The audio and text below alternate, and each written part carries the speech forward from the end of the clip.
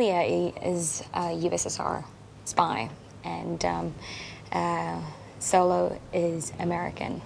So they team up because during the Cold World War, they are afraid now that this German scientist might, you know, that he's on his way to kind of build an atom bomb and then get a third party into this whole game.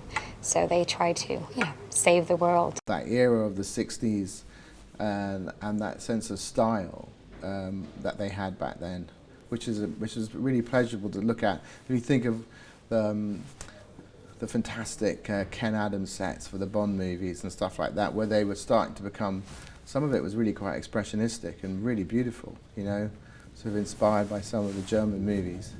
So I think it's those sort of visual elements that people are familiar with, and then you can use them in a new way and play with them. This is my first sort of experience with working with an accent, and they gave me a difficult one. It wasn't even like, you're from the South or you're from New York. It's like, no, you're from Moscow, so it's been great. It's been a lot of fun. I have a little bit of Russian heritage, so the Russian accent is not something that's totally foreign to me. It's a little bit familiar, but getting to work with Andrew Jack, our dialect coach, who's fantastic, and bringing my own ideas to it. And I think you should sound like this, and maybe this word like this as opposed to this.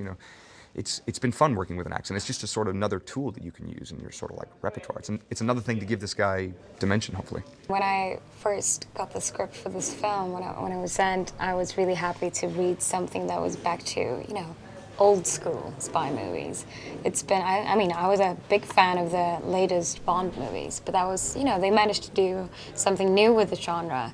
But I like now how, Guy and Lionel uses what they've done. They have their special style that you've seen in films before.